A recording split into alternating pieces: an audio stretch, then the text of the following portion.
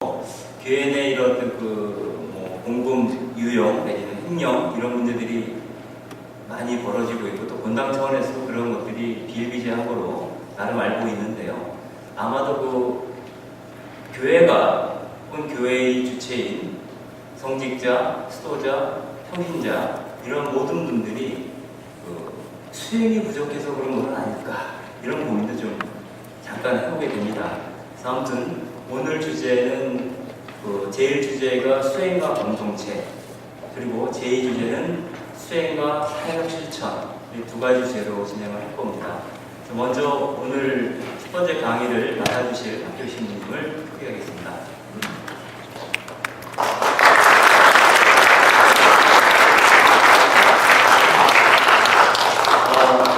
밖에 나가보시면 박교 신부님께서 최근에 쓰신 책이 한 권 있습니다. 산이의 신부라는 책인데요.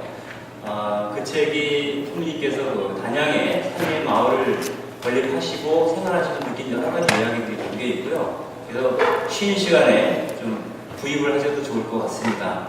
그 책에 보면은 신부님에 대한 소개를 이렇게 적고 있어요. 그래서 제가 그걸 한번 쭉 읽어드리는 것으로 대신하겠습니다. 청년 시절 방황기를 거쳐 나환자와 행여자 돕는 일을 하다가 30을 넘겨서야 신학교에 입학했다. 사제성품을 받으면서 자기 자신과 한 가지 약속을 했다. 신부로서 나를 필요로 하는 부르심에는 기꺼이 응답하자. 그 약속에 순종하여 천주교 정의구현 전국사제단 활동을 비롯해 지금껏 세상의 가장 낮은 곳에서 눈길을 떼지 않았다. 1998년 소비문화 시대 예수 제자의 삶을 모색하다 동료 세대들과 예수살이 공동체를 설립했다. 소유로부터의 자유, 가난한 이들과 함께하는 기쁨, 세상의 평화를 위한 투신이라는 예수살이의 정신으로 안티 소비문화 운동을 주도했다. 온전한 예수살이를 실천하는 공동체의 마을이야말로 시대적 구원의 징표로서 노아의 방주라는 생각으로 2004년 소백산자락에 무소유와 농업노동의 산이의 마을을 꾸렸다. 2006년 마을에 입촌하여 가족들과 함께 기도와 노동과 공생의 기쁨으로 살고 있다. 노동의 새벽, 박노해 시인의 형이기도 하다. 저서에는 사순절 묵상집, 십자가의 길, 루카복음 묵상집, 못다 부른 님의 노래, 기고 모음집, 개는 옆으로 걷는 것이 정도다. 그리고 마지막으로 에세이집으로 산이의 신부님이라는 책이 최근에 출간되었습니다.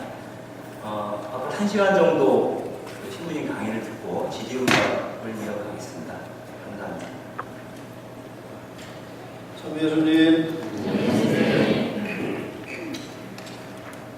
그 소개한 거는 이제 그 책을 팔아먹기 위해서는 그 발음을 잘해야 되기 때문에 거짓말은 아니겠지만 항상 그런 데는 좀 이제 조금 이렇게 양념을 치고 이제 그런 것도 있겠죠. 오늘 저는 이제 어제 저기 영천의 선자연학교라는 데를 방문을 했어요. 어제 저녁에 대구교구에서 정경희 신부님께서 초대를 해서 공동체에 대한 얘기 좀 하자. 그래서 이제 본당에서 방문을 했는데 오늘 이제 올라와서 좀 일찍 도착해가지고 여기 옆에 세미나실에서 이제 좀 쉬면서 제가 수호천사님에게 기도를 좀 했는데 참 내가 언제까지 이렇게 이런 자리에 불려다녀야 됩니까? 그랬더니 내가 줄 거 다 미리 선불로 줬는데 죽을 때까지 해라 그러더라고요. 또 이제 어쩔 수 없나 보다 하고 기쁜 마음으로 여러분과 이 자리에 있습니다. 오늘 행복한 주말 토요일 오후인데 좋은 시간을 또 이런 곳에 배려한다는 것 자체도 수행의 삶이 아닐까 생각을 해봅니다. 저는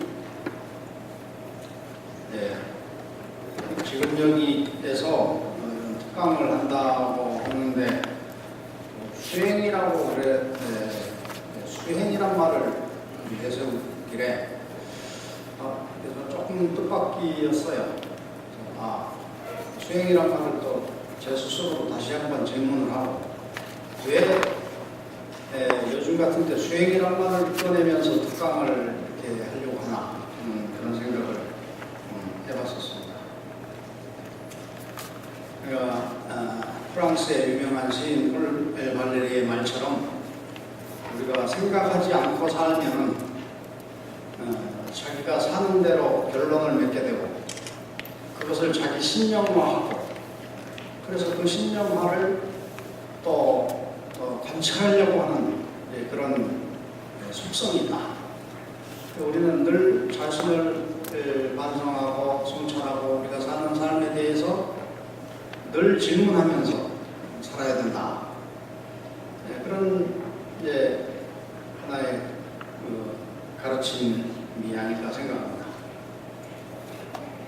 최근에 톨스토이의 어록들을 모아서 정리를 우리 마을에서 저녁에 저녁 기도 시간에 독서를 했죠.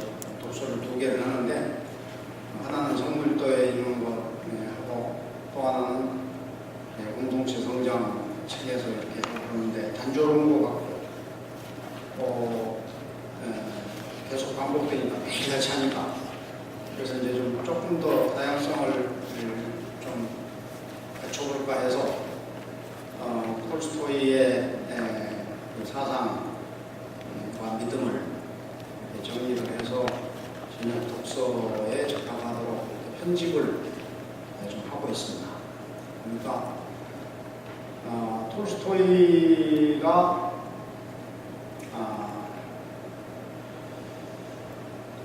가장 중요한 때는 어느 때인가? 내 인생에 가장 중요한 때는 어느 때인가? 나에게 가장 소중한 사람은 누구인가? 나에게 가장 중요한 일은 무엇인가? 이런 그 3가지 질문을 굉장히 오랫동안 한 이런 기록이 이제 있습니다. 그래서 역시 그 위대한 사람들 늘 그 질문하는 삶을 하는구나 이런 생각을 해요. 질문을 하면 대답이 있는 것이죠. 큰 질문을 하면 큰 대답이 있는 거죠. 대응심에 큰 각성이 있는 거니까. 그래서 우리가 무엇을 우리 삶을 스스로 성찰하고 산다, 질문한다 이런 것은 그야말로 하나의 법, 하느님의 법에 각해서 따르면서 사는 우리들의 처지에서는 반드시 필요한 삶의 양태가 아닐까 그런 생각을 해봅니다. 그래서 바로 이 수행이라는 것도 우리의 일상적 신앙생활과 또 현대 사회의 현상에 대해서 질문하니까 이 수행이라는 그런 화두가 나왔지 않았을까 이런 생각을 해보는 것입니다. 물론 이런 주제야 이제 우리 이시도로 형제께서 하셨겠지만은 그래서 저도 이제 그런 함께 좀 생각해보는 시간이 됐습니다. 우선 이제 저는 그런 수행에 대해서 별도로 개념 짓는다는 것보다 공동체를 이렇게 추구하고 있기 때문에 공동체가 질문하는 것들 또 공동체가 그 질문의 답이라고 생각하면서 실천하는 것들 이런 것을 이제 조금 소개를 하며 그것이 이제 여러분들에게서는 하나의 책상이 돼서 생각의 사유의 그런 계기가 돼줄 수 있지 않을까 하는 생각으로 얘기를 하도록 되었습니다. 우선 이제 그 수행이라는 것이 뭘까를 생각해 볼 때, 수행 그러면 이제 출가라는, 종교에서는 출가라는 그런 것과 이제 연관이 지어지는 것이기 때문에 이 수행이라는 것 자체가 하나의 이제 자기 삶에 대한 부정에서 나오는 거다. 내 삶의 만족, 현상에 대한 만족 속에서는 어떤 새로운 것을 추구할 이유가 굳이 없다. 그냥 행복해 하면 되는 거니까. 그렇지 않습니까? 그런데 그냥 행복해 하면서 지내기로는 뭔가 아니다. 그랬을 때에 내 사유에 걸려든 현상적인 부정성을 극복하기 위해서 좀 질서를 바꾼다. 무엇을 새로운 것을 도입한다. 이런 하나의 이탈적인 것을 맞이하게 될 것이고, 우리가 그런 것은 이제 출가라고 얘기를 해야 되겠죠. 그리고 출가하면 모든 것이 이루어지는 것이 아니라 어떻게 살아야 되느냐 하는 것이 또 새로운 것으로 나타나겠죠. 그러니까 무엇을 부정한다고 끝나는 것이 아니고, 부정을 했으면 어떤 대안을 제시해야 되고, 찾아야 되고, 살아야 되고, 이런 것이 있으니까. 그랬을 때에 지금까지 삶에 대한 부정성은 출가라고 얘기한다면 그 부정성에 대한 대치, 대안, 이런 것을 찾는 것을 수행이라고 부르면 되지 않을까, 그런 생각을 해보는 겁니다. 그런 우리 시대에 이런 그 수행이라는 얘기가 나오게 된 것은 제 자신의 생각부터 이렇게 좀 본다면 상당한 시대에 대한 그 위기의식, 그런 것이 있는 것 같아요. 과거에는 이제 시대마다 주목하는 것이 있죠. 그래서 어떤 저항과 운동에 주목할 때 그런 시대가 이제 있고, 또 성찰을 주목하는 시대가 있어요. 일단 한국 사회를 보더라도 독재 정권에서부터 시작해가지고 민주화 과정 오랜 시간을 통해서 저항의 시대를 살아왔어요. 그때는 저항이 시대의 정신이에요. 그래서 그런 시대 정신의 응답이 운동이었습니다. 운동이 시대를 살아있게 했죠. 운동이라는 것은, 운동의 특징은 살아있는 것이니까, 살아있는 것의 특징은 운동이에요. 그런데 그런 시대를 일단의 그 하나의 매듭을 짓는 시기를 맞이했습니다. 민주정부가 들어선다든가, 남북의 이런 또 개선, 관계의 개선이라든가, 여러 가지 또 경제적으로 풍요로운 이런 시대라. 그런 시대에는 이제 성찰이라는, 우리가 살고 있는 사회에 정상인가 하는 그런 성찰을 가지고서 질문을 하게 되는데, 한국 사회에서는 그런 그 민주화를 이루고 또 경제적 성장을 이루고 사회적 발전을 이룬 것 자체가 그대로 하나의 뒤집어 놓은 모습으로서 부작용이 드러나기 시작합니다. 뭔가 추구했던 그 민주주의, 우리가 추구했던 발전, 이것은 무슨 방향이 좀 잘못돼가지고 오지 않았었는가, 이런 질문을 하는 것이죠. 그래서 이제 성찰을 주목한다 하는 시대에는 기초가, 삶의 기초가 흔들린다, 그런 의미도 있을 거니까. 그래서 이제 그 저항이나 운동이라는 것은 목표를 시스템의 개조로 보는 것이죠. 제도가 인간을 규제하는 거기 때문에 그 제도를 바꿔야 된다 하는데 초점이 맞춰졌고, 그런데 바꿔놨는데 바꿨으면은 좋은 세상이 와야 되는데 나타난 세상이 좋지 않더라 이거죠. 그래서 바로 시스템만을 탓해서는 결코 우리가 얻고자 하는 이상세계 내지는 현실적인 그런 복지라든가 공리라든가 평화로운 삶 이런 거를 추구하는 것에 상당히 문제가 있다, 이런 생각을 하게 됩니다.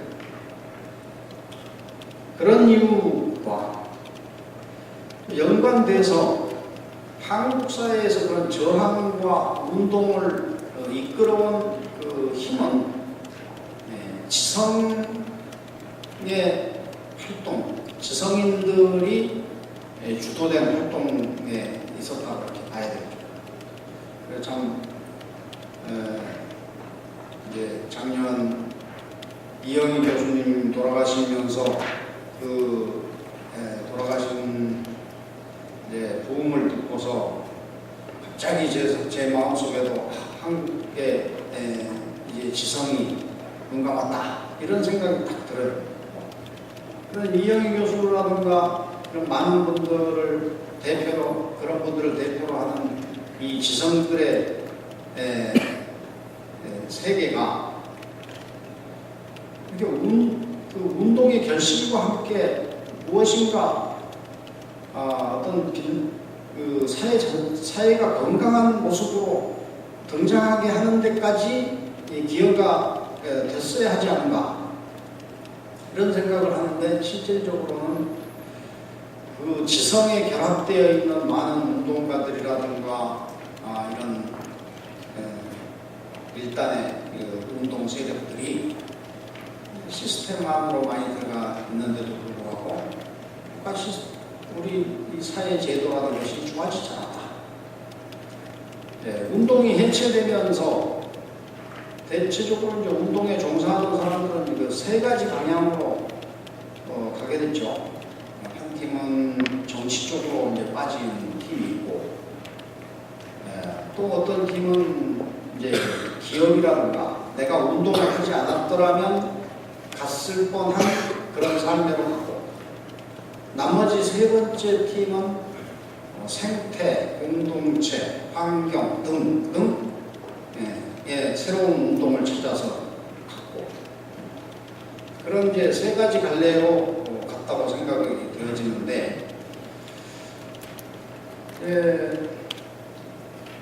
그 중에서 대표적으로 이제 정치 또 지방자치 등으로 해서 그 방향으로 나갔던 사람들이 무엇인가 운동의 정신을 실현시키는 그런 기능을 좀 충분히 해주지 못하는 거 아닌가, 이런 생각을, 그 중에 절반은 또 한국 사회의 전통적인 지배 세력인 정당에 들어가서 그 논리에 충실하면서 이제 활동을 하고, 그랬을 때 많은 사람들이 이런 이성과 지성의 기능이 무엇이냐, 이런 그 질문을 하게 되지 않을까. 제 자신도 하고 있으니까요. 도대체 많이 배웠다는 게 뭐냐? 다른 사람들보다 먼저 생각하고 선각적 행동을 하면서 사는 운동이라는 게 도대체 어디에 쓰겠다는 거냐? 종국적으로. 결국은 뭐 금배지 하나 달고 싶은 것에 그 모든 것을 그런 다른 코스로 잡아서 그걸 추구한 거냐? 그건 아니지 않겠냐? 이런 좀 반발적 질문을 하는 거예요, 실질적으로. 그래서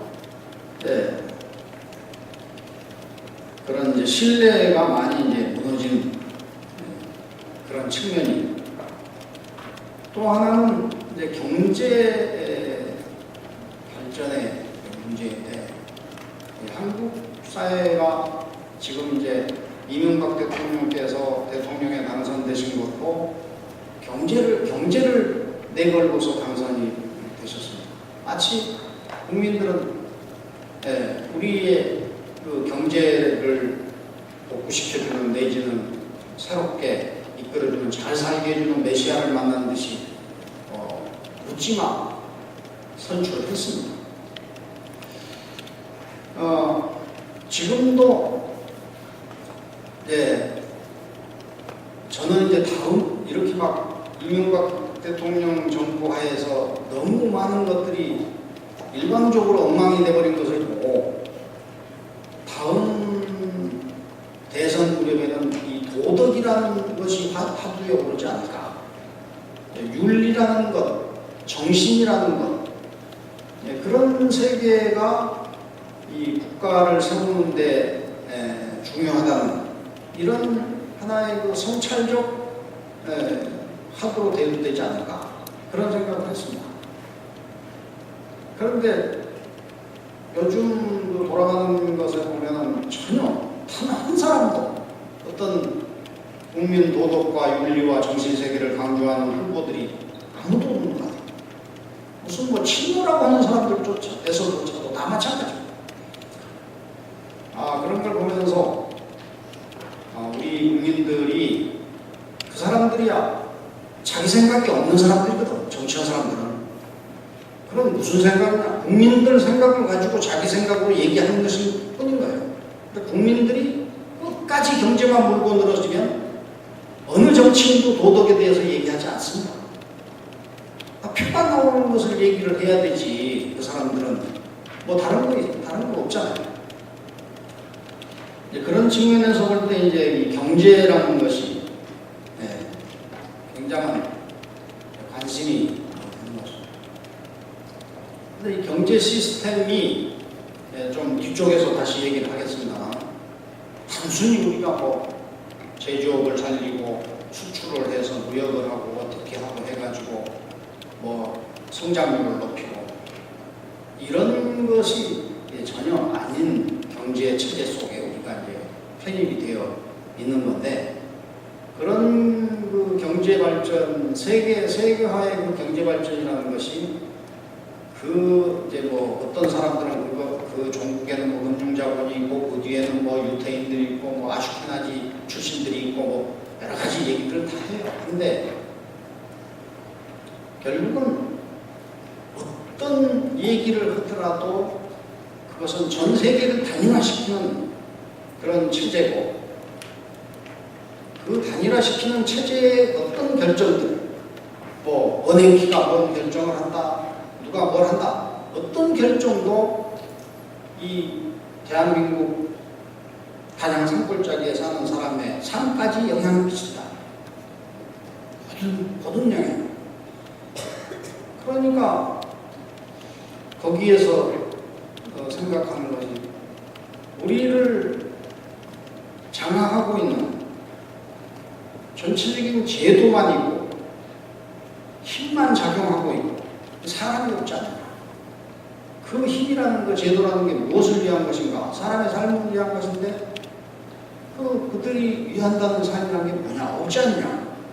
그것을 이제 어떤 개인의 박탈감 이런 것들로 느껴지는 그런 시대입니다. 그래서 그런 것 외에 여러 가지 원인들이 있겠지만 그야말로 결과적으로는 사람에게 나에게 가장 가까이 다가오는 것은 내 남편이고 내 아내고 내 자녀들이고 사람부터 시작을 하는 거 거기서부터 제도로 나가는 거죠. 그러니까는 어떤 세계 전체가 긍정할 수 없는 현실로 다가오기 때문에 자기가 듣기로는 단순한 제도의 문제가 아니라 이제 성찰을 하니까 그때 질문되는 것이 우리가 건강한 삶을 시스템에 맡겨서 제도로부터 찾아가지고는 안 되는 거 아니냐. 온전히라도 챙기려면 내 스스로가 어떤 새로운 삶을 만들어내야 되는 거 아니냐. 그래서 그런 것을 우리가 이제 일반적으로 이렇게 얘기할 때 수행이라는 전체적 묶음으로 이렇게 내세울 수 있지 않을까 그런 생각을 해보는 겁니다. 공동체 처음에 말씀드린 대로 그 공동체 세계가 저희가 이제 산의 마을 이렇게 뭐 한지 7년 8년 뭐 되는데 그 산의 마을 삶 자체가 아직 뭐 기초도 제대로 잘 안 닦여지고 있고 그러긴 하는데 기초가 안 닦여질수록 공동체란 무엇인가에 대한 질문이 더 강해지죠. 그래서 이제 그것에 대한 자문자답도 많이 하게 되고, 그래서 제가 이제 공동체 그 수행의 차원에서 바라보는 질문과 대답 이런 것은 마을 안에서 실질적으로 질문되고 실천되고 그런 것보다는 오히려 마을의 삶이 안 이루어지니까 그것에 대한 반작용으로 더 깊이 질문하고 근본적인 것을 묻고 하늘 쪽에서 느껴지는 것들을 얘기하고 있다. 이렇게 이제 생각을 해주시면 될 것 같아요.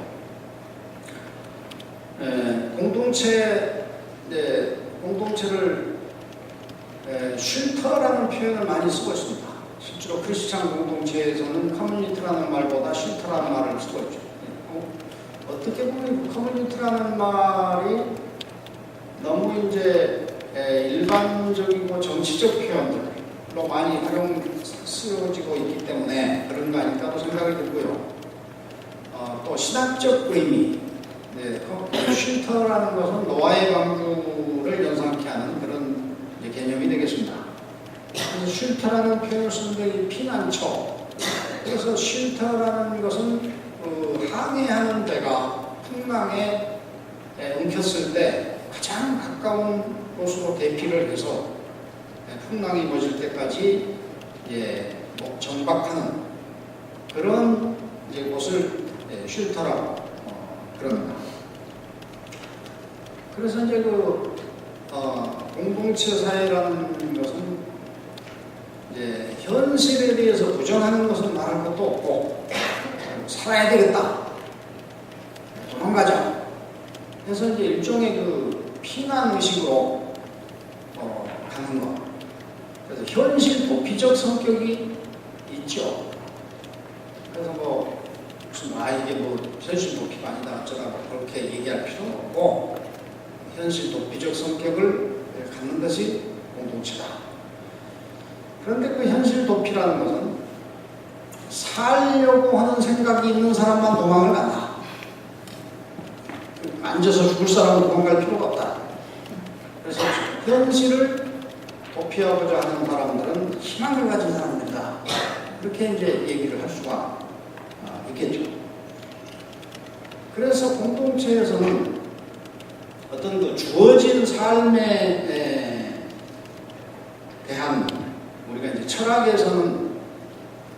용어로서는 즉자라는 표현이 있고 대자라는 표현이 있어요.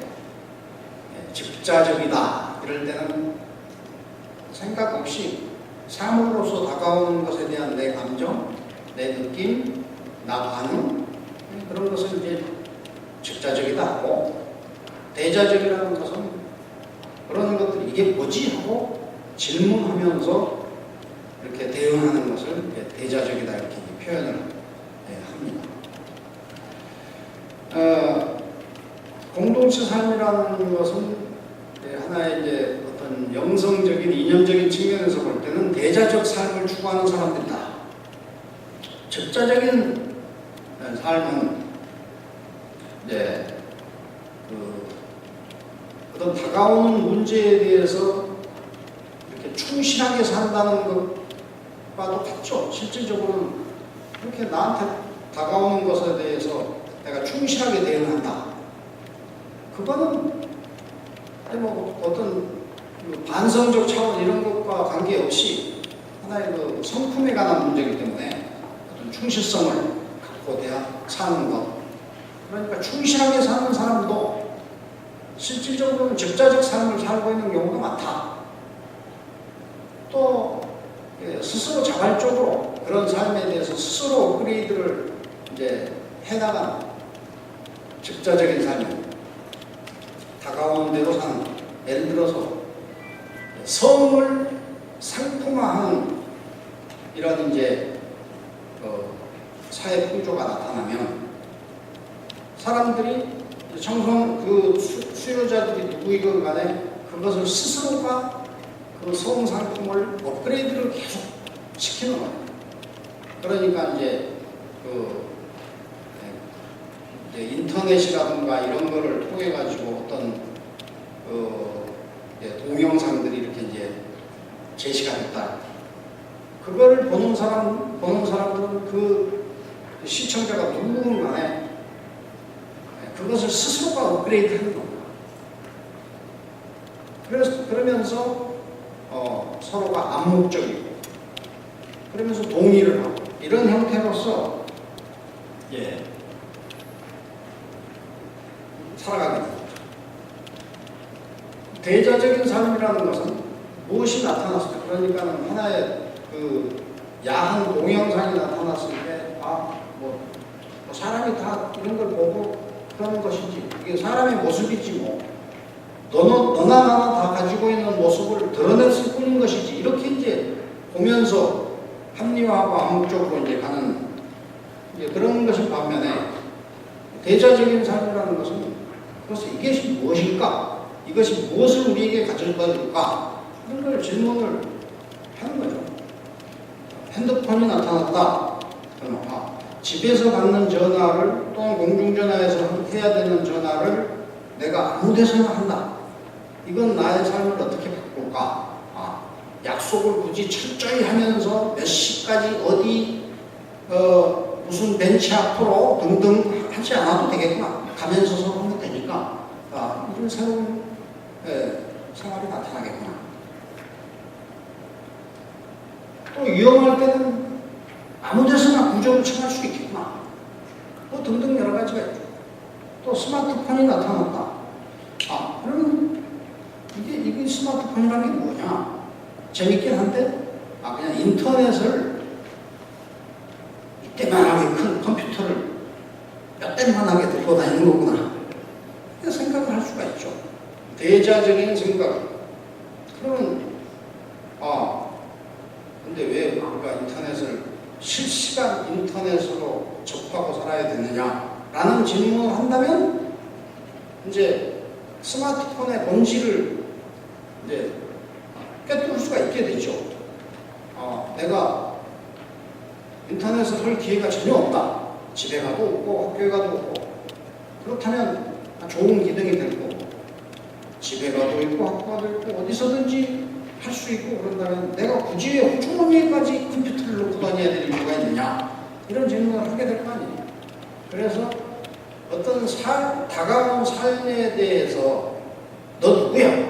정체를 밝혀? 하고 질문을 하는 삶이 공동체의 삶이다. 공동체 수행의 핵심이다. 이렇게 이제 정리를 해서 얘기를 할 수가 있습니다.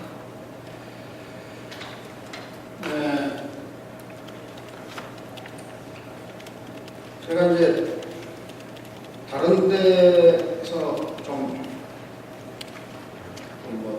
일반적인 견해이긴 하지만 이렇게 이제 공동체 수행에 대해서 얘기하려고 하니까 그런 공동체의 정체를 이렇게 한번 생각을 같이 해보면서 얘기하는 것도 이제 좋지 않을까 해서 원론적이긴 하지만 공동체라는 건 뭐고 어떤 요소로 구성되어 있고 이런 것들 한번 좀 얘기를 같이 해나가겠습니다. 아주 짧게. 공동체를 우리가 얘기할 때 소공동체, 구역방 모임 소공동체 다 하고 있습니다. 우리 서울교육에서도 20년 저는 89년도에 부재였는데 옥수동 성당에 부재 실습단했었어요. 그래서 거기서 정월기 신부님이 이렇게 구역반 모임을 복음을 한 장짜리 A4지 한 장짜리에다가 복음을 쓰고 밑에다가 질문에 복음의 묵상 요점 한두 가지 그리고 대화 나눌 주제 이렇게 해가지고 한 장짜리를 이렇게 쭉 나눠주고 같이 묵상하고 이제 이런 구역방 모임을 이제 한 걸 봤어요.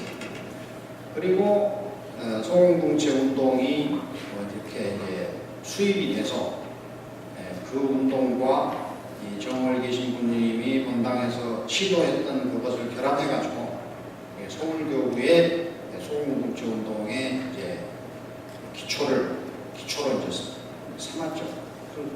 거기 하는 소공동체라는 표현에서부터 크게는 유럽연합이 공동체라고 그래요. 그러니까 이 공동체라는 것의 개념이 얼마나 크고 또 다양하겠어요. 그리고 우리가 얘기하는 공동체의 개념은 각자의 사람들이 각자의 생각을 가지고 서로 좋은 삶을 살기 위해서 모여든 것을 공동체라고 얘기하는 것이 아니고 자기의 삶을 각자의 삶을 모아놓은 집합을 공동체라고 하는 것이 아니고 공동체의 정신, 영성, 사상 여기에 자신이 결합되어서 사는 것을 공동체라고 한다. 이게 이제 그 규정을 그렇게 확실하게 지능한다. 공동체라는 것을 그 정신을 가지고 얘기를 해야 할까요? 내가 사는 형태는 이렇게 살고 주변에 이렇게 살고 저렇게 살고 하더라도 그 정신 하나에는 일치되어 있어야 된다. 자기의 행동 양식이 그 정신으로부터 나와야 된다. 자기의 그 미션에 대한 응답이 그 정신에 비추어서 나와야 된다. 이것이 공동체란. 그러니까 각자가 좋은 생각을 가졌다. 가진 사람들이 모였다. 그걸 공동체라고 하면 안 된다. 왜? 좋은 생각이라는 건 네 생각이지. 내 생각이 반드시 옳다는 증거가 있느냐. 그렇지 않다. 그래서 각자의 좋은 생각은 공동체로서 공동체의 생각에 비추어서 이제 그것이 전체적으로 다 공동체의 생각과 맞을 수도 있는 것이고 그렇지 않을 수도 있다. 이렇게 얘기하는 것은 공동체의 영성과 공동체의 이념이나 사상이 옳음, 즉 정의라는 것을 전제로 하는 거죠. 그 정의라는 전제가 어디에 있느냐? 그것은 뭐 경전에 두든 전통적 가르침에 두든 어떤 제시된 그 이념은 영성은 옳다. 그것이 전제가 되어야 합니다. 그래서 이제 그런 것들에 대한 검증을 자기가 탐색하는 것이 필요하죠. 공동체에 참여하기 위해서는. 완벽하지 않지만 해석하기 나름이고 또는 어쨌든 핵심적인 것에는 난 전적으로 고백할 수 있다. 이것이 이제 돼야 되는 것을 전제로 한다. 공동체의 구성 요소를 이제 우리가 일반 사회 단체에서 단체의 구성 요소 그러면 어떻게 됩니까? 되게 이제 그 목적, 이윤을 목적으로 한다든가 어떤 목적이 있죠. 사회 봉사를 목적으로 한다는 목적이 있고 그 목적에 결합돼서 함께 활동하고자 하는 멤버들이 있고 그 다음에 세 번째는 그런 활동을 지원해주는 물적 토대가 있어야 된다. 그 세 가지가 단체의 활동의 구성 요소가 되는 거죠. 공동체에서는 역시 이제 마찬가지인데 조금 이제 좀 다른 표현을 쓰게 되죠. 첫째는 영성이 이제 하나의 목적이 되는 거고 전체적인 우리가 이 공동체로 살아가고자 하는 이유, 또 이제 영성이고, 두 번째는 이제 구성 멤버들은 인정 내지는 관계 이렇게 표현합니다. 세 번째는 이제 물적 토대라는 건 노동이라고 하죠. 그래서 영성과 관계, 즉 인정, 사람의 정의라는 그 다음에 노동이라는 것은 이렇게 사회단체에서는 어떤 이제 물적 토대만을 얘기하는 것이지만 공동체의 노동이라는 것은 영성과 관련이 있고 또 관계에 관련이 있고 건강에 관련이 있고 여러 가지 이제 의미가 그런 것은 좀 달리 이제 표현될 수도 있겠죠. 그래서 지금은 이제 우리 사회도 마찬가지로 이 세 가지의 기둥이 여기 이제 이 카메라를 세워놓는 이 다리가 세 개인데 세 개의 다리가 네 개의 다리는 그 중에 하나는 떠 있다고 해요. 진짜인지 몰라도 하여튼 세 개가 완벽하게 이제 1차원적으로 지탱이 된다 이렇게 이제 얘기를 하는데 그 세 기둥 중에 영성이 무너져 있는 사회 이것이 이제 우리 사회의 하나의 특징으로도 볼 수 있지 않는가 이렇게 이제 보는 것입니다. 공동체의 구성 요소 중에 제일 중요한 것이 해체되다시피 하지 않았는가. 공동체에서의 그 수행이라는 것은 공동체로 살아가는 몸을 만드는 것을 의미하는 것이죠. 내가 가진 좋은 생각을 공동체가 풀어놓는 것이 아니고 공동체가 추구하는 영성과 삶을 내가 살려고 하는데 출가를 해서 와서 살려고 하는데 무엇인가 핀트가 잘 안 맞는 것들이 있다. 얼마든지 있을 수 있죠. 그런 것들을 그 다음번에 이제 수행의 대상에도 얘기를 좀 하겠습니다만은 내가 공동체로 살아가기 위해서는 공동체의 몸이 되어야 된다. 공동체적이지 않은 것이 나한테 있고 공동체적인 것이 있고 습득해야 될 것이 있고 버려야 될 것이 있고 그런 것들을 선별해서 습득할 것은 학습하고 그대로 가져야 될 것은 방향하고 또 원래 불필요한 것은 버려야 되고 또 아주 나쁜 것은 아주 버려야 되고 이런 그 노력들을 이제 공동체 수행이다 이렇게 표현을 하겠죠.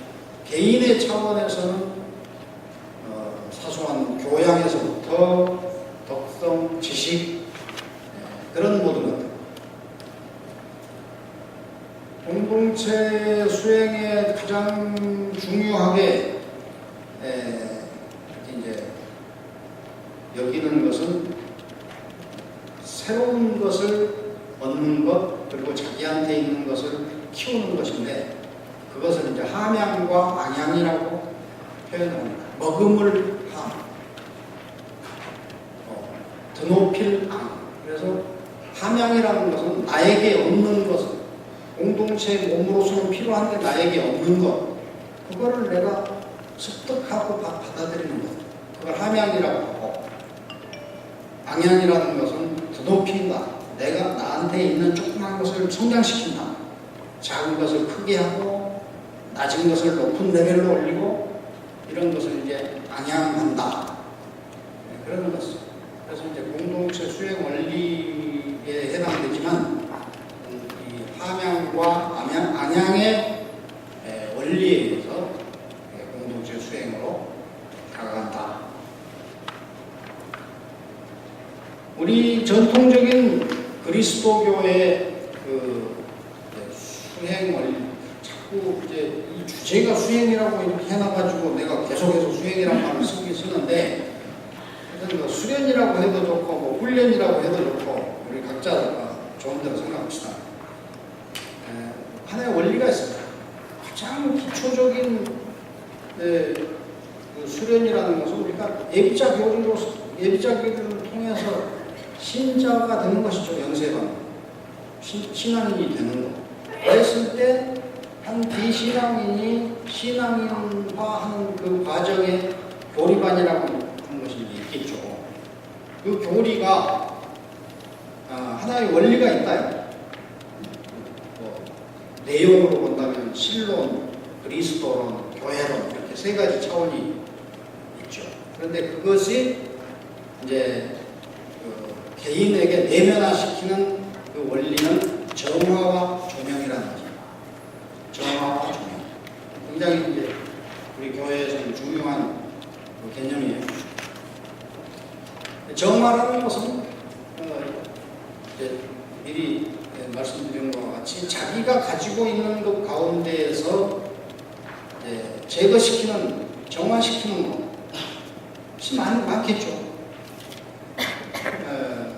그런데 조명이라는 것은 그리스도의 조명, 은총의 조명, 새로운 것을 받는 거죠. 그래서 그런 자기 자신을 정화하기 위해서는 내가 누군가를 발견해야 돼. 내가 누구냐? 나는 어떤 사람이냐? 이런 걸 봐야 되니까 그런 것을 보는 작업을 성찰이라고 하고 정화와 조명을 단계를 거쳐서 내가 새로운 삶을 실행하는 시간을 완덕이라고 표현해요. 대대례사의 완덕의 표현이라는 것은 이제 완성에 이르는 것을 얘기하는 것이지만 여기서 얘기하는 완덕이라는 건 실천에서 완성까지 끝없이 안양되는 삶을 얘기하는 거예요. 그러니까는 교회에서 얘기할 때 완덕이라고 하면은 십자가 성료안의 개념으로는 합일이고 대대례사 성료의 표현으로는 완덕인데 그 완덕도 이제 7개의 방이 있어가지고 한 방 한 방을 거쳐가면서 더욱 아버지의 방 안으로 들어가는 그런 개념으로 설명을 하죠. 합일이라는 것은 이제 뭐 어두운 밤의 과정을 거쳐서 이렇게 주님께 나가는 그런 같은 개념이라고 볼 수 있습니다. 그런데 여기서 얘기하는 성찰, 정화, 조명 다음에 완덕이라고 할 때는 그 완덕을 굳이 아니라고 할 필요는 없지만 그 완덕을 얘기하는 건 아니고 실행에서부터 성장해 나가는 끊임없이 죽을 때까지 성장해 가는 그런 과정을 이제 얘기를 하는 거죠. 그래서 공동체의 수행에서 이 성찰이라는 것이 나를 발견하는 데 가장 좋은 환경이 공동체입니다. 공동체에서는 공동체 생활을 하면 저희는 이제 마을에 찾아오는 사람들이 더러 이렇게 이제 뭐 이거저거 묻기도 하고 그러지만 7박 8일 단기 입촌을 해요. 그러면 단기 입촌에서 뭐 이런저런 얘기도 하고 그러지만 처음에 올 때는 알고 싶은 것이 많았겠죠. 그런데 별로 뭐 특별하게 설명을 안 해도 며칠 지나면 알고 싶은 게 없어. 다 들어가니까 닫혀있는 게 아무것도 없으니까. 삶이라는 것은 그런 차원이거든요. 뭘 숨길 수 있는 것이 하나도 없어. 눈만 뜨면 다 같이 생활하는데 뭘 숨겨 거기서. 그리고 숨기는 것도 이렇게 무슨 격식을 찾는 것이어야 숨기든지 말든지 하지. 풀어놓고 사는 삶에서 자기의 좋음과 싫음과 모든 감정의 표현들을 다 하면서 사는데 뭘 거기서 뭐 숨기고 자식하겠어요? 그런 게 없죠. 그러니까 결국은 그 안에서 자기의 모든 것이 드러나는데 사람은 나에 대해서는 내가 제일 많이 안다고 생각을 해요. 그런데 그렇지가 않아요. 그렇지 않고 나에 대해서 내가 이런 사람인가? 깜짝 놀랄 때가 굉장히 많죠. 함께 살다가. 왜냐? 공동체이기 때문에 이렇게 대충 조명이 뭐 울긋불긋하고 뭐 이렇게 그늘도 있고 뭐도 있고 이래야 자기가 은폐도 되고 뭐 되겠지만 백지장 위에다가 자기 이름 써놨는데 그거 뭐 다 들어간다. 자기 모습을 하나도 숨길 수가 없기 때문에 그러니까는 자기가 이제까지 자기 자신도 못 봤던 부분을 봅니다. 이제 마을에서 아이들이 그래도 이제 그 평화교육이라는 그런 이제 의도로 아이들이 오면 그 욕하고 싸우고 이런 것이 이제 애들 세계잖아요. 그런데 이제 우리 같은 경우는 이제 딱 보면은 욕설을 쓰는 순간에 큰 난리가 난 것처럼 아주 정말 난리를 다 피워. 너 때문에 네가 욕을 했기 때문에 가족들이 회의를 하고 너를 어떻게 할 건가 지금 다음 주에 또 회의를 할 거고 너 왜 욕을 해 여기서 공동체에서 욕을 하면 안 된다고 들어올 때 내가 설명 다 했고 인천 미사 때 이렇게 선서도 했고 그래서 왜 욕을 해? 너를 지금 욕 한 번 했다고 쫓아낼 거냐?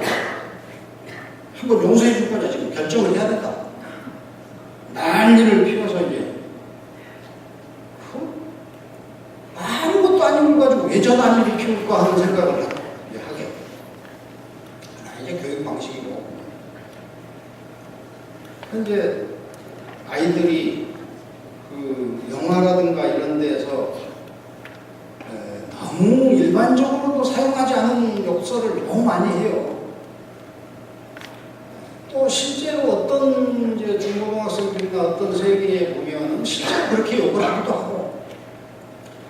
그런데 아주 그런 국지적인 그런 세계의 것을 뭐 몇백만 명의 관객이 드는 그런 영화로 전 국민화시킬 필요가 있는가?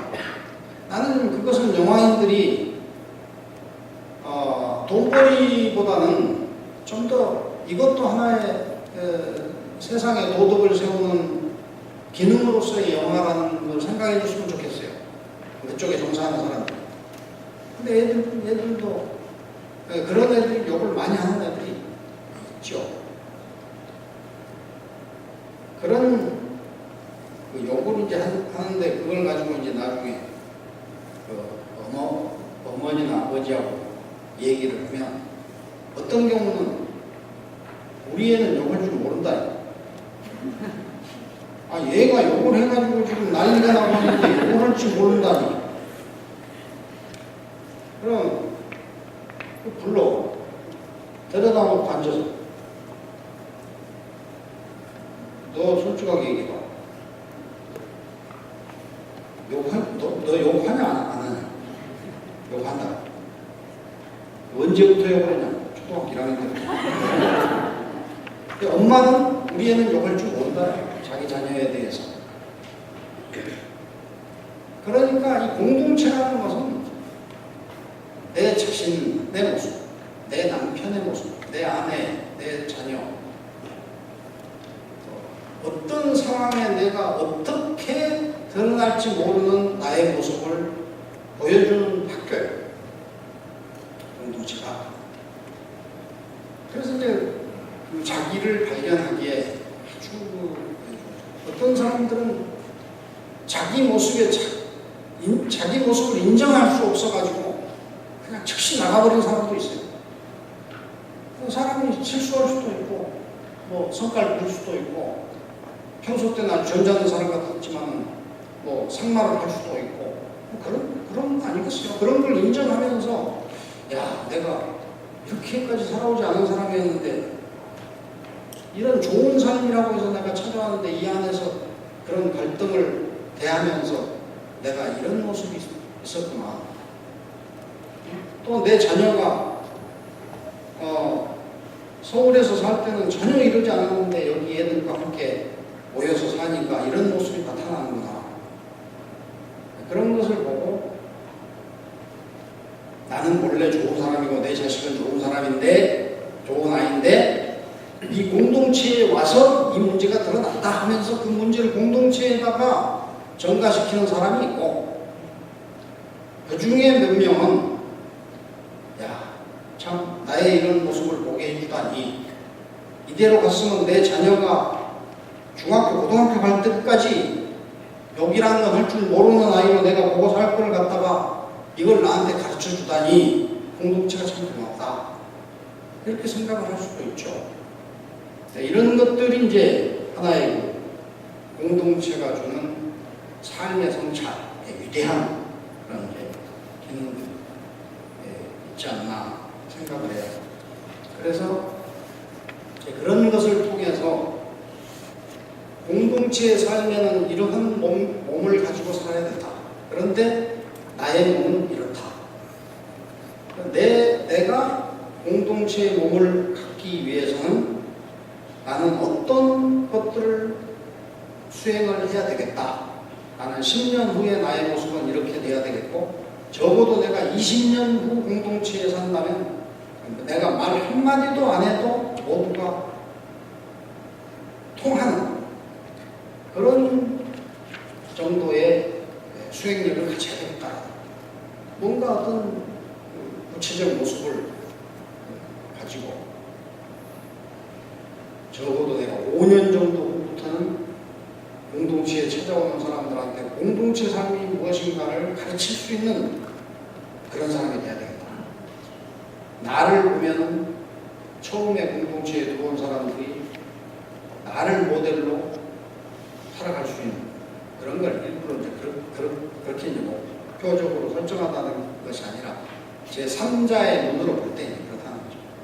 그런 것들이 내가 어떻게 살아야 돼, 어떤 사람이 되어야 되겠다는 것이 그걸 보고 이제 수행 목표다 이렇게 얘기를 하고 그 수행 목표를 향해서 정화와 조명의 과정을 수행의 대상으로는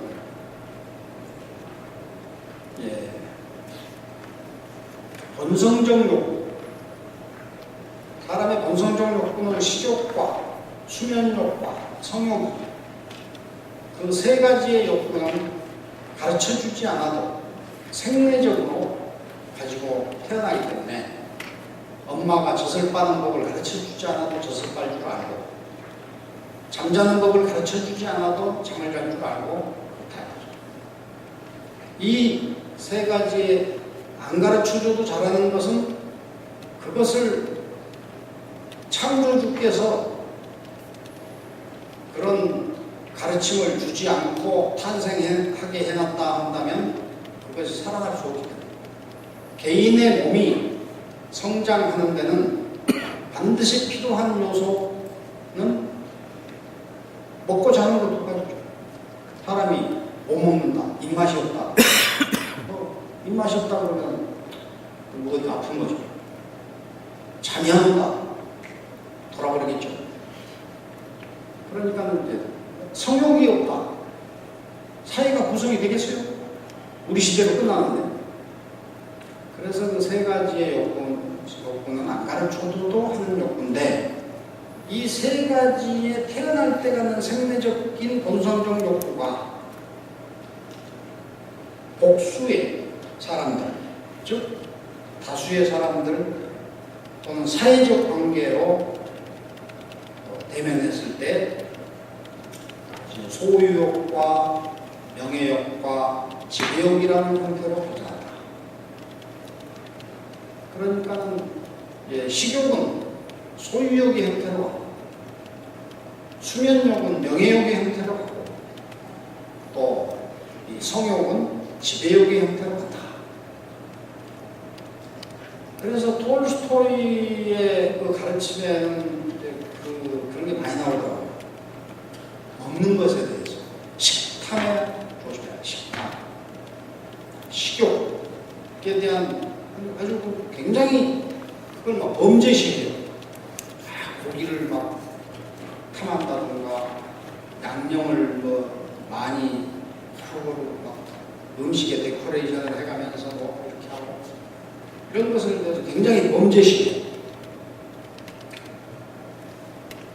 세 가지 욕구 중에 제일 이제 가장 출발점 되는 것이 이제 식욕이니까 이 식욕을 잘 다루면 다른 것들도 잘 다루게 된다. 그래서 이제 모든 사람들이 수행에서 등장하는 것이 정욕에 대한 다스림이기 때문에 톨스토이 같은 경우는 정욕은 식욕을 다룰 수 있는 능력이 생기면 정욕은 다스려진다. 이렇게 이제 보고 있는 것 같습니다.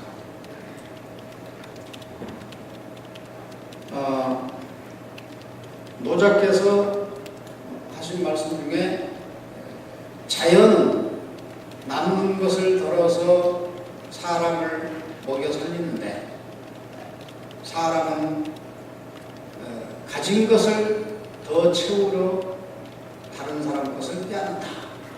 이런 표현이죠. 그러니까 이제 그것이 바로 이 인간의 본성적인 이 욕구를 바탕으로 해서 그것이 사회적인 저는 이제 그거를 똑같은 욕구라고 표현하면 구분이 안 되니까 욕망이라고 표현해요. 사회적인 그 욕망으로 드러나는 관계를 이렇게 이제 현상적으로 설명해 주는 것이 자연과 인간의 관계에서 설명하고 계시는 거 아닌가 이런 생각. 욕망 가운데서 우리 마을에서 이제 경험하는 바는 존재감. 존재감이 가장 큰 것 같아요. 명예에 해당되는 건데 우리 이제 그 신학교에 유명하신 교수님께서도 옛날에 그분은 이제 신학교 학장을 3번을 하셨어. 백민관 신분 3번을 하셨는데 정희채 신부님한테 바톤을 넘겨. 여기 이제 정희채 신부님 이제 학장 하실 때 그 이치임실에서 하는 말이 내가 진짜 돈의 욕심이 있나 뭐 여자의 욕심이 있나 다 그랬는데 마지막까지 안 되는 게 명예욕이더라. 그래서 내가 3번씩 수락을 했다. 뭔 얘기인 척했지만 그러면서 이제는 진짜 버린다. 이러면서 이제 그 이치임실 하신 말씀이 지금 20년이 넘었는데도 기억이 납니다. 그 명예욕이라는 것을 이제 공동체로 사는 데는 그걸 뭐 명예욕이라고 직접 표현하기는 그렇고, 이제 존재감 이렇게 저는 바꿔서 표현합니다. 그리고 항상 자기 자신이 이제 인정받기를 원하는 것이 존재감이죠. 근데 공동체 안에서 처음부터 걸리는 것이 그 문제고 마지막까지 걸리는 게 그런 것 같아요. 오래 산 사람도 걸리고 소유욕 같은 거는 정리가 굉장히 빨라요. 역할 같은 것에 대해서도 처음에는 뭐 보복되더라도 그런데 그런 역할 자체도 하나의 자기 존재감과 관련이 될 때는 상당히 날카로워지는 그런 것이 있는 것 같습니다. 그래서 남에게 인정받으려고 할수록 무시당하고 가족들 앞에서 아는 척 할수록 무시당하고 그러면서 뭐 끝까지 자기 존재를 잃지 않으려고 하는 게 공동체가 아주 재밌어요.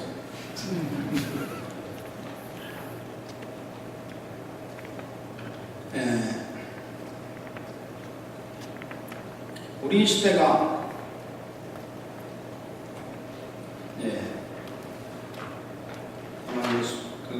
이현학 신부님께서 이제 사회적 실천에 대해서 얘기할 때 이제 얘기의 내용이 되시겠습니다만 저는 이 공동체적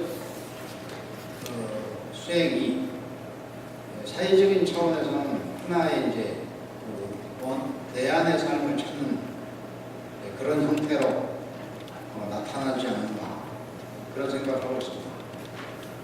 그래서 대안의 삶을 산다 하는 것은 역시 내 개인이 어떤 삶의 부정성을 통해서 출발을 하는 것과 마찬가지로 이 사회가 이런 시스템, 이런 가치체계, 이런 상품주의적 가치체계로서 이렇게 간다는 것에 대해서 역시 부정을 했을 때는 개인의 차원에서는 출발로 나타났지만 사회적 차원에서는 대안의 삶을 추구하는 대로 나타나는 것이죠. 그래서 이렇게 이제 대안적 삶을 찾는다 하는 것이 이제 우리 시대의 수행의 대상이 아닐까 그런 생각을 합니다. 뭔가 아니니까 대안을 찾는 건데 저는 처음에는 대안이라고 하다가 찾고 보니까 결국은 없었던 거 새로 찾는 게 아니고 옛날에 있던 거를 복구하려는 것이 결국은 대안이기에 저는 아예 솔직하게 원한이라는 표현을 지금 쓰고 있습니다. 원한 사회, 대안 사회라는 말 대신에.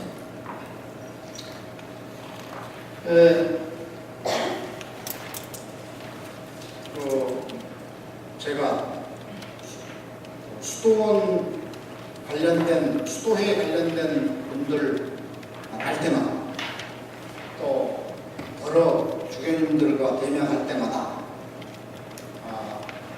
우리 예수살이를 아시고 산위의 마을을 아시는 분한테는 얘기를 대화를 하죠. 예수살이가 뭔데 그런 분한테는 뭐 그런 게 있어요? 없고 말고.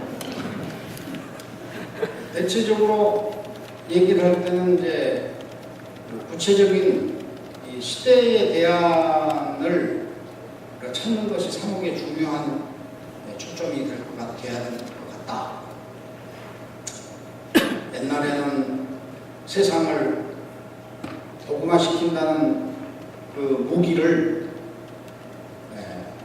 복지사업, 교육사업, 의료사업 세 가지고 이렇게 했는데 이제 그런 건 국가 경제가 성장하고 하면 다 정부가 하니까 교회가 그걸 하고 있는 건 뒤치다거리 하는 것밖에 안 되고 이제는 이 시대가 지금까지 흘러온 것에 대한 반성과 성찰을 통해서 새로운 것을 열어가야 되는데 그런 것을 대체적으로 대안사회라고 합니다.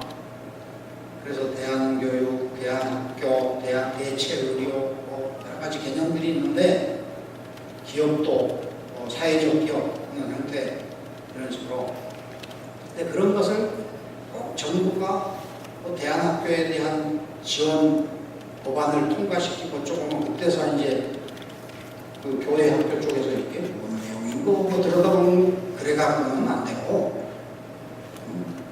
똘망똘망하게 정신을 차리고 이 시대에 필요한 것을 찾아서 실행해 나가야 됩니다. 그런 걸 이제 얘기를 해요. 그래서 이제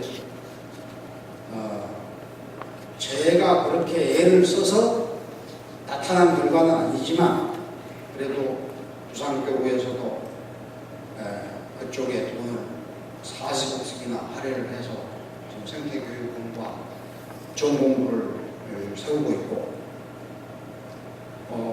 프란치스코의 작은 형제에서도 산청 인해병원에 남은 시설을 가지고 대안학교를 운영하는 쪽으로 이렇게 얘기가 모아졌고 하나둘씩 이렇게 이제 여기서 저기서 등장을 하는데 정말 우리가 추구해야 되는 그런 새로운 것을 열어가야 되는 일을 수도회들이 해줘야 됩니다. 이 교구에서는 항상 누가 잘 해가지고 이게 좋은 곳으로 확정이 되고 돈도 안 들고 잘 어느 정도 묘목을 잘 키워보면 그때 떠다가 교회 정원에 갖다가 나무를 심는 거예요. 그러려니 하고 우리는 묘목을 심어야 된다. 그러니까 우리가 한 건데 네가 이거 아니고 원래 교회라는 건 그래서 이렇게 하나의 카리스마 성령이 주도하시는 교회에 노선이 있고 제도가 주도하는 노선이 있고 그러는 거 아니에요. 그러니까 이제 우리가 이런 자리에서 이런 것을 논의하고 공리하고 나눈다는 것은 성령이 주도하는 교회의 라인이요. 우리는 그쪽에 줄 서는 거예요. 확실하게 하는 건 아니? 그래서 이 대안 사목, 즉 원한 사목에 관한 대상들 이런 것을 우리가 끊임없이 여러분들 주변에서도 재산이 좀 있고 그러면 아파트 한 18평이나 20평 정도 수준으로 확 줄이고 물건 가구도 정리를 하고 단양에 오면 단양이나 제천에 이런 데는 아파트 20평 이내면 경매에 나오면 4천만 원도 안 나가고 있어요. 그런 거 줄이고 돈 다 정리해가지고 학교도 하나 세우다가 실패도 하고 또 한번 새롭게 해보기도 하고 이러면서 그런 대안학교나 공동체가 이런 거를 좀 추구해 봐야 되지 않을까. 지금 이제 대안학교가 이제 어떤 통계로는 270개, 어떤 통계로는 220개, 또 뭐 문교부에서 얘기하는 140 몇 개인가 이렇게 얘기를 하고 있는데 대부분이 다 개신교에서 운영을 하고 그쪽에서 주도를 하고 있습니다. 그리고 뭐 가톨릭교회에서는 3개 있었다가 이제 하나는 정규학교가 되고 2개 이제 운영을 하고 있는데 교회 안에서는 대안학교라는 거 문 열자마자 10,000원입니다. 저도 어제 영천에 산자연학교 갔었는데 학생이 60명이래요. 조그마한 폐교 가지고 하는데 전국에서 어디 보낼 데가 없어요. 불교 공동체 학교를 가도 거기 천주교 신자들 다 있고 개신교를 가도 거기 다 그렇게 지금 가고 있어요. 그러면 아이들만 그렇게 가는 게 아니에요. 실상사 작은 학교를 기획해서 지금까지 이끌고 온 양반이 우리 천주교 신자예요. 우리 교회 안에 훌륭한 이 자원들이 다 그런 대로 가게 되겠죠. 그래서 이제 우리가 이제 그런 부분 같은 거를 이렇게 이제 눈을 뜨고 좀 이제 하는 그런 게 대단히 중요하지 않겠나 생각을 합니다. 거기에 그 시대의 징표라는 것이 있는데요. 우리 시대가 어떤 그 현상들을 가지고 있는가 하는 건데 그거는 대충 훑어보는 식으로만 하겠습니다. 기술이 진보할수록 인간은 퇴화한다. 원리만 제가 얘기를 하고 넘어가겠습니다. 스마트폰의 발달을 보면 진보하는 것 같고 또 우주를 이웃 나라 가듯이 생각하는 이런 시대가 엄청난 기술 진보를 이룬 것 같지만 그 기술이 사람을 새롭게 만든다. 기술이 상품을 만들고 상품이 사람을 새롭게 만들기 때문에 상품에 의해서 새로 만들어진 인간이라는 것은 퇴화하는 인간이다. 그것이 1번이고 그 다음에 글로벌 금융 시스템과 거품 경제 요즘 이제 신문에 많이 얘기를 하고 있으니까 부동산 일본의 부동산 경기가 그때 이제 반토막이 나서 도쿄 시내에 55%까지 떨어지고 건축 가격이 이랬던 것이 좀 복구가 되는데 60% 65%까지 약 10% 정도의 그 경기가 회복이 되는데 18년이 걸렸어요. 근데 요즘 우리 마을에서도 면담을 이렇게 하고 찾아오신 분들하고 얘기하고 그러면 대부분이 그 아파트 낙찰하신 분들이 있는 것 같아요. 무슨 눈마다 뭐 용인이다 뭐 이런 수준은 아니고 그냥 소박하게 일하고 자식들을 위해서라도 아파트 하나 있어야 되지 않겠나 해서 20, 30평짜리 이렇게 하고 그것도 살 것이 못 되니까 전세 내놓고 이렇게 이제 갚아가고 하려고 하는 그런 분들이 이제 거기까지 자기 차례가 돌아왔다는 건 막차례는 사실. 실제로 앞으로 이제 부동산이 다시 뭐 옛날 수준으로 가고 이런 게 좀 어렵지 않은가 하는 전망들을 해요. 그래서 부자들은 과감하게 뿌리칠 수가 있는데 시세보다 요즘 아무리 거리 안 된다고 한 20% 정도 내놓고 그러면 또 나갈 수도 있잖아요. 그런 것을 감수하고도 할 수 있지만 부자들도 안 하고 있는데 가난한 사람이 겨우 아파트 하나를 해서 그거를 자식한테 물려주고 싶어서 그걸 했는데 어떻게 그거 이제까지 들어간 이자가 얼마인데 그걸 포기하고 했어요. 그거 쉽지 않죠. 그런데 문제는 거기에 걸려서 어떻게 될 건지는 몰라요. 몰라. 정말 이런 것이 왜 이런 문제가 생겼느냐 하는 것을 이해하시려면 근본위 제도라는 것이 뭐냐 이런 걸 한번 공부하시고 달러를 찍어내는 것이 왜 미국만 그런 일을 할 수 있느냐 하는 것과 왜 이자도 없는 돈을 전 세계에 뿌려대면서 각국 정부가 빚잔치를 하게 만들고 있느냐 이런 것을 공부를 하시면 내용이 나와요. 그러니까 우리 사회, 한국 사회에다가 엄청난 돈을 빌려주려고 한국 사회의 자산이 올라가줘야 되는 거잖아요. 올라가려면 컵 이거 200원짜리를 400원이라고 하고 500원짜리를 1000원이라고 하고 해야 된다. 근데 200원, 300원, 500원이라는 것이 거품이다. 이것이 지금 꺼지고 있는 것이다. 현재의 경제 문제라는 것이. 구체적인 것은 그런 공부를 좀 하시면 되겠다. 그 다음에 과잉사회.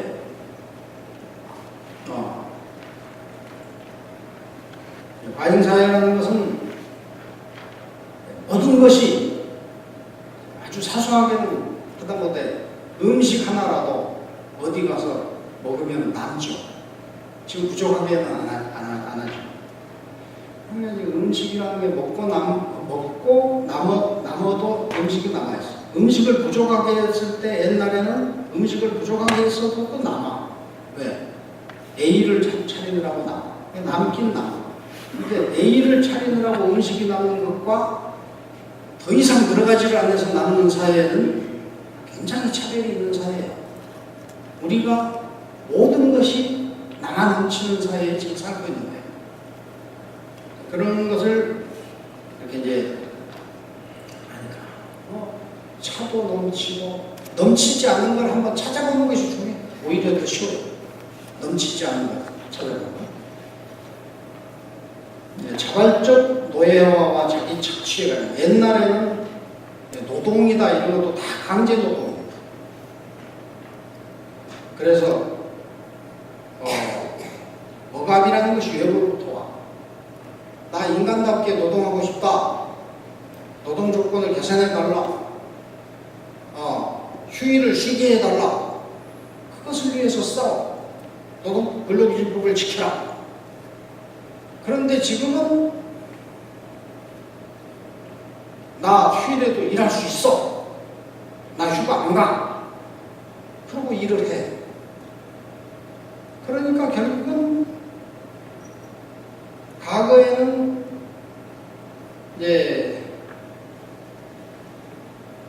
자본주가 사업주가 노동자의 삶을 돈은 조금밖에 안 주는 거지만 그래도 자기가 책임진다는 의식을 가지고 가족이라는 의식. 그래서 그것이 강제로 너는 내가 고용한 사람이 일해야 돼. 이런 것이.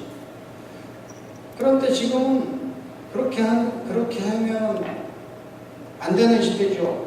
그러니까 너 일하기 싫으면 그만둬. 너 일하고 싶으면 이만큼 해라. 그래서 내가 나에게 이런 상품성이 있다는 것을 내가 증명을 해야 돼. 그걸 뭐 성과사회라고 그래. 성과사회. 그래서 자기 자신을 자기가 노예처럼 부리는 거예요. 우리 시대의 특징입니다.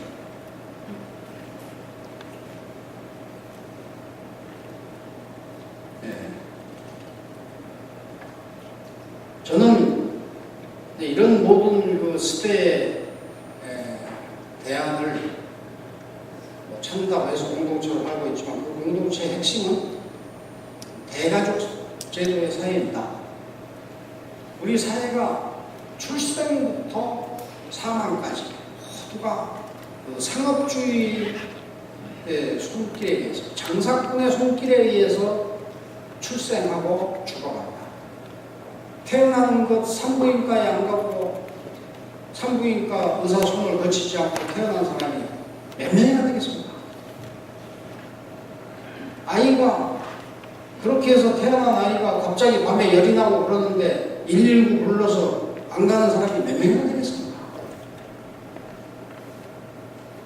교육, 직업, 나중에는 마침내 죽음도 중환자실에서 내지는 호스피스 병동에서 이렇게 정리가 됩니다. 그 모든 과정에 장사하는 것이 한 개도 없습니다. 우리는 모든 삶 자체를 장사꾼의 손에 맡기고 살아가는 거예요. 그것에 대한 대가족 제도의 부활이에요. 대가족 제도 안에서는 출산을 할 수가 있죠. 아기가 경기가 나면 어떻게 하는 응급조치를 할 수가 있죠. A 범죄를 가르치고 A 염치를 가르치는 교육이 있죠.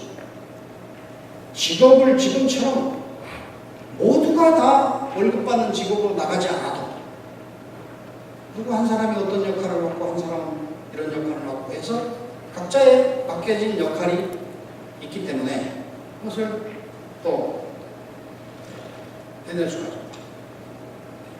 죽음도 온 가족이 호스피스가 되는 거죠. 그럼으로써 이런 대가족 제도의 사회야말로 인간이 인간답게 살 수 있는 제도다 이런 믿음을 가지고 있는데 우리가 어느새 대가족 제도를 이루느냐.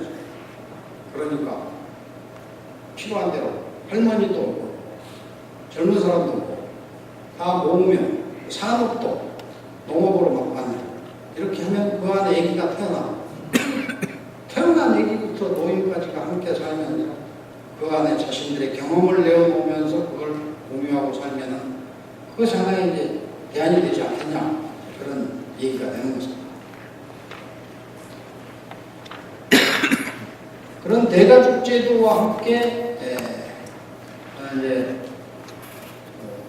세 번째 농업의 산업으로서는 농업의 의미, 생활의 구조로서는 작은 삶, 정주생활 이런 이제 뭐 안디의 마을 자체라든가 이런 것들 여기 다 해당이 되는 이야기가 되겠습니다.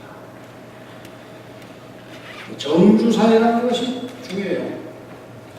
정주생활 베네딕토 성인의 개념인데 스토비치가 나오는 얘기인데 정주라는 표현. 우리가 너무 돌아다니지 않아요? 너무너무 돌아다녀요. 뭐 방송에 신문에 뭐 하나 떴다면 그거 한번 확인을 점을 찍어야 돼. 그걸 점을 찍지 않으면 부모 노릇을 못한 걸로 생각을 해요.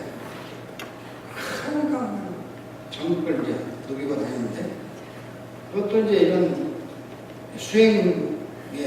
수행과 관련이 있는 삶이다. 공동체 교육 말할 것도 없고 공동체 교육의 중요한 건 자녀들에게 노동을 통한 교육을 우리가 생각하고 있고요. 그래서 모든 공동체 사회에서는 아이들한테 노동을 가르쳐요. 일본의 야마기 시즌 공동체가 일본 사회에서는 굉장히 부정적이에요. 우리 물어보면 우리나라에서 통일교 대하듯이 그러거든요. 그 이유를 방송에 고발 프로그램이 몇 번 나갔어요. 그래서 아이들이 뭐 추리닝 입고 초등학교나 되는 이런 소년들이 뭐 막 원에서 일하고 축사에서 흙동 치우고 뭐 이런 일을 하고 막 방영을 해가지고 뭐 아동학대 등등 뭐 이렇게 내보내요. 일이라는 것은 손에 대보지 않고 큰 PD 기자가 지가 뭘 알아서 그걸 아동학대니 얘기를 해. 그러니까는 학생은 공부만 한다는 것은 근대 교육부터 시작이 된 거거든요. 물론 그 전에는 이제 신분제도, 양반, 사대부 이런 자녀들은 노동을 안 하죠. 그러니까 신분에 의한 겁니다. 그 외에는 모든 교육은 노동과 함께 있었어요. 노동을 먼저 하고 난 다음에 공부로 그것이 확인이 돼요. 서당이라는 것이 그렇지 않습니까? 서당에서 가르치는 명심보감에 나오는 여러 가지 성현들의 얘기라든가 이런 거 어떤 A 염치나 이런 거를 이제 인내의지를 강조하고 이런 거 자기가 이미 가정 안에서 다 배운 거예요. 배운 거를 개념화시키는 것이 서당이에요. 그러니까는 삶이 먼저 있는 다음에 나중에 교육이 있는 거다. 삶과 교육이 일체를 이루는 거예요. 그래서 이제 간디가 그거를 복구하고자 한 것이 나이탈림이라는 그런 이제 교육이다.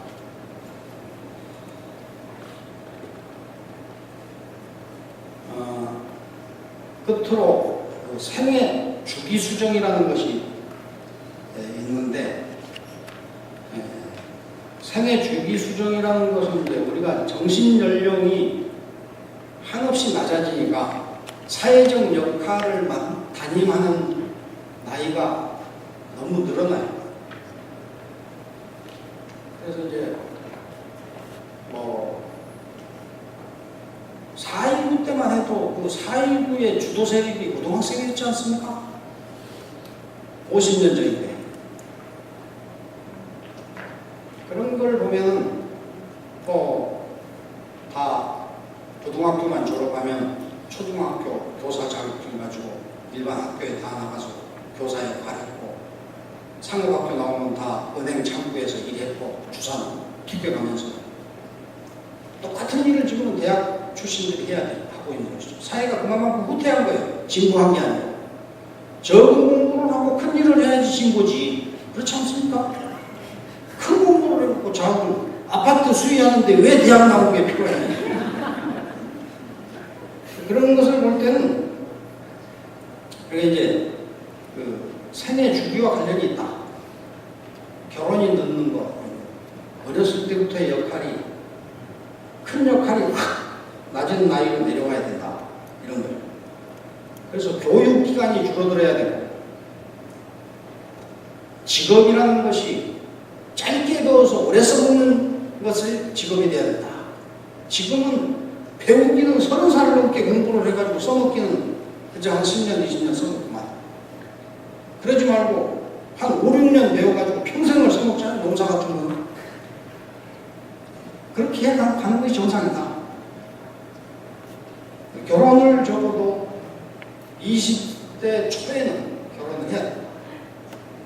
그래서 가급적이면 여러분 자녀들을 다 서둘러서 결혼을 시켜야 되는데 그 결혼 자체에 대한 주도권이 부모에게 있어야 됩니다. 그래서 부모의 역할이라는 건 자녀를 공부시키는 데다가 이제 역할을 두는데 그렇지 않아요. 결혼시키는데 부모의 역할을 둬야 되는 거예요. 그런데 그 결혼시키는 것까지는 그래 주도권을 부모가 잡고 너 결혼해야 돼 하는 거예요. 그렇게 가야만 정상이다. 그 다음에 이제 끝으로 수면 연장을 이제 참담한 모습의 수면 연장 이런 거는 거부를 해서 우리가 숨만 쉬고 살아있는 걸 삶이라고 할 수 있습니까?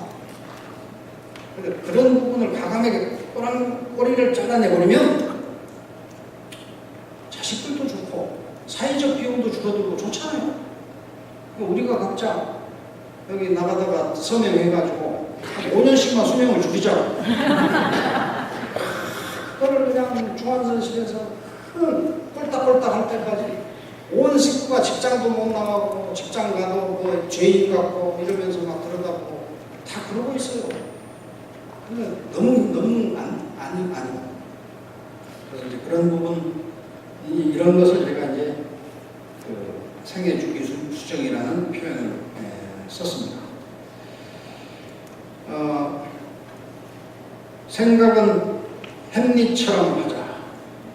행동은 동키호테처럼 하라.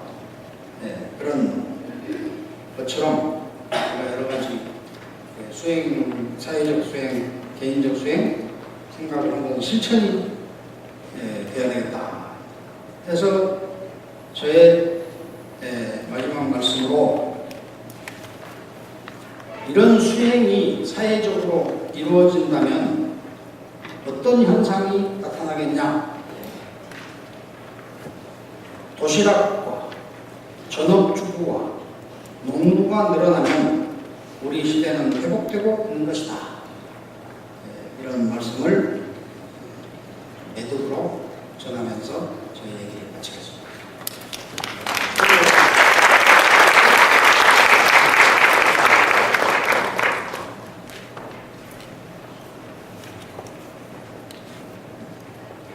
네, 감사합니다.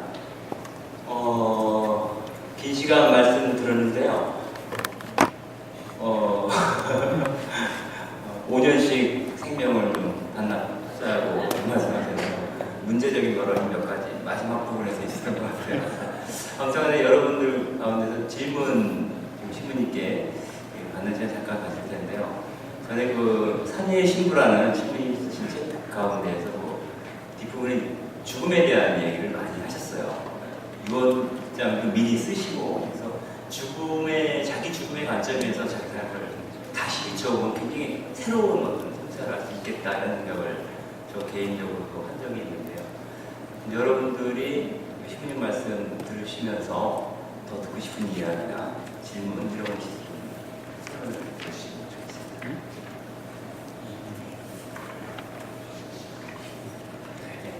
아무래도 그 마지막에 주신 말씀 몇 마디가 굉장히 논란거리가 될 수도 있었을 것 같은데요. 특히나 그 결혼의 주도권을 부모가 가지고 이 부분은 신부님께서 어떤 면에서 의도적으로 여기다가 이 부분을 쓰시지 않았을까 생각이 들 정도로 오늘날의 이 흐름에는 거스르시는 흐름인 것 같습니다. 여기에 대해서 나름대로 공동체 안에서 어떤 일이 있었는지 좀 소개를 해주실 수 있을까요? 이제 결혼이 빨라져야 된다는 것은 과학적으로도 그렇고요. 과학적으로도 결혼이 빨라야 건강한 이세를 출산할 수 있다. 결혼이 빨라진다는 것은 공부가 짧아진다는 걸 의미하는 것도 되죠. 또 빨리 어른이 된다는 것도 되죠. 그래서 결혼이 늦어지고 있다는 것은 사회적 하나의 현상으로 드러나는 것이지 결혼을 늦게 하는 것이 좋다는 그런 것은 아니었지 않을까 그런 생각이 있고요. 결혼하기 전에 실컷 연애하고 놀고 그 다음에 결혼하겠다 이런 사람은 이런 건 아니잖아요.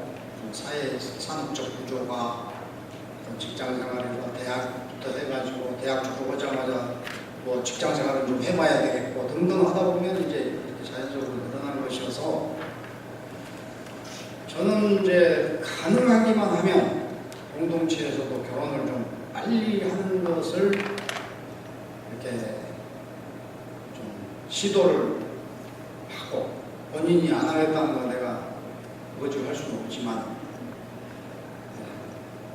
거기에 많은 해답이 주어지지 않을까 그런 기대를 하고 최근에는 굉장히 저의 신념화되어 가고 있어요.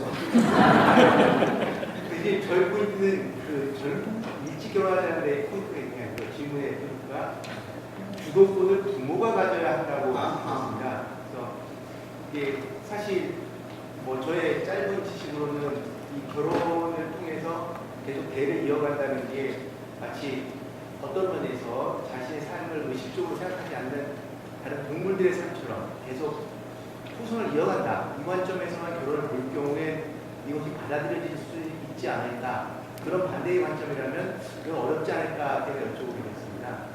그러니까 결혼관에 대해서 자녀 출산을 결혼의 목적으로 한다. 이것은 이제 교회법에 나와 있는 그런 거예요.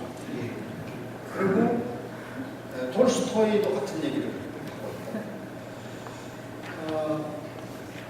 그런데 모르겠어요. 자녀 출산에 대해서 이제 의무가 높다. 결혼이라는 것을 개인의 행복의 한 도구로 등등으로만 생각하는 것 과연 타당한가 이런 것도 한번 생각해보면 좋겠고 고민을 한번 해봅시다. 그런데 그래도 부모가 주도해야 된다는 것은 결론이죠, 결론. 부모가 주도하는 결혼에는 행복이 있었는데 가분양적 전통의 부정적인 요소들이 있었다고 하더라도 종합적으로 볼 때는 그것이 시대의 행복인지 어쩐지 모르지만 하여튼 가정이 붕괴되지 않은 이런 것이 있습니다. 지금은 일단 뭐 3쌍 중에 1쌍 정도가 붕괴되어 버리는 상황으로 가는데 그것이 부모가 주도하지 않은 결혼의 유의점이라고 할 수 없죠. 그랬을 때는 이제 사는 것 자체가 결혼 자체가 문제인 것이지 그 주도를 누가 하느냐 그것은 문제가 아니라고 해요. 근데 그래도 부모가 주도해야 된다는 것은 자녀에게 해야 할 기능, 역할, 부모로서의 역할을 포기하지 않아야 되는 부분이 거기까지 가야 되는 거 아닌가 그렇게 생각을 하고 지금은 교육에 맞추기 때문에 교육이 한없이 늘어나고 있는 이제 그런 현상을 볼 수가 있습니다. 심히 이건 중요하게 여기지 않습니다. 부모가 좋겠다. 부모가 주도해야 된다는 결혼을 주도해야 된다는 것을 그 부분은 저는 그래도 중요하다. 왜 중요하냐? 그래도 부모의 한 생을 살아온 그 지혜로 이렇게 판단하는 것을 가소평가하면 그래도 좋을 만한 건 아니다. 충분히 타당성 있고 힘이 있다. 부모의 선택 이런 걸 한번 생각해 볼 필요가 있지 않을까 싶습니다.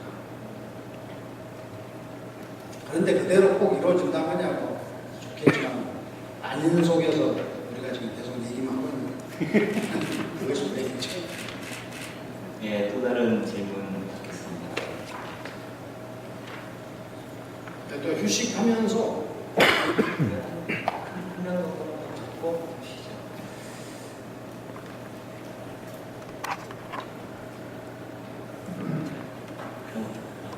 전 학생인데 아직 자식이 없지만 신부님께서 이제 그 공동체라는 게 사실 사회하고 약간 피난처라고 말씀하셨잖아요. 거기서 좀 빠져나와서 하는 약간은 급진적인 그런 선택, 부모님들의 선택일 수 있는데 아이들이 부모님의 선택에 따른 그런 삶을 살아야 되잖아요. 그 동의를 묻는지 안 묻는지는 잘 모르겠지만 이제 그 친구들이 어쨌든 그 선택에 의해서 성장을 하고 이제 언제쯤가는 뭔가 이렇게 반대의 어떤 생각을 하고 싶고 이런 게 있을 텐데 그런 선택의 순간에 아이들과 부모는 어떤 그런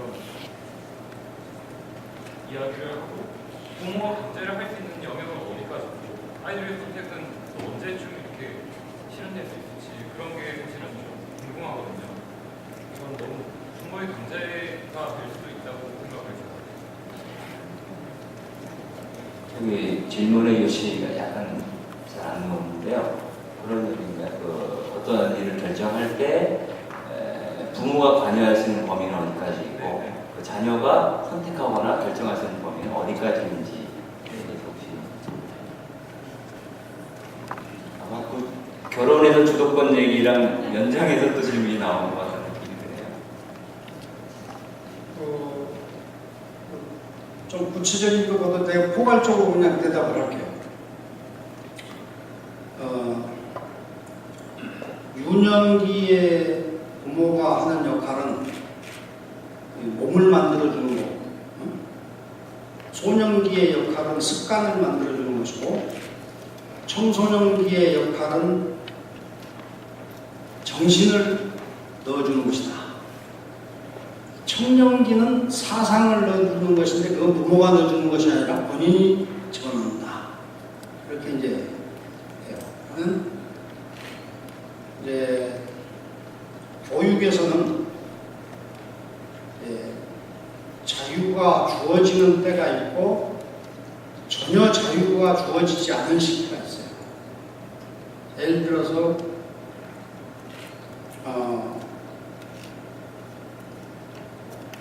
발도르프 교육 같은 데서도 그때 이제 그림 지도를 할 때 강물은 반드시 푸르게 그려야 돼. 푸른색으로. 산은 초록색으로. 땅은 노란색으로. 제일로 교육 중에 자유를 강조하는 교육이 발도르프 교육인데 거기서 그렇게 한단 말이에요. 장난감도 자기 마음대로 가질 수 없어요. 주어지는 장난감만 가지고 그 시기가 있어요. 그거는 부모가 자녀들에게 사물에 대한 개념, 이것을 기초를 제시하는 그런 것이고, 그 단계가 넘어서면 이제 청소년기가 되고, 그때는 이제 선택의 자유를 주는 것이고, 거기에도 이제 부모가 관여를 하죠. 선택에 잘됐다는 겁니다. 청년기에 사상을 넣는 건 부모는 떠나는 거예요. 청년기가 되면 자기가 책임지고 자기의 사상을 선택하고 살아온 관행을 교체하고 그러는 거죠. 구체적인 대답은 아니었지만. 예. 나름 그 충분한 대답이었을 거라는 생각도 들고요. 오늘 강의에서는 그 여러 가지 생각을 더 해봐야 될 거리들을 많이 남겨주시는 것 같습니다. 그래서 차후 강의를 통해서 또 나중에 돌아가셔서 그렇게 해서 그런 화두를 놓치지 마시고 고민하는 가운데 자기 해답을 스스로 찾아보시는 시간이 되면 좋겠다 이런 생각 하시면서요. 시간이 약간 지나쳐서 오늘 1부 강의는 여기서 마치는 걸로 하고요. 한 20분 정도 쉬고 나서 다시 두 번째 강의를 하겠습니다. 강의해 주시는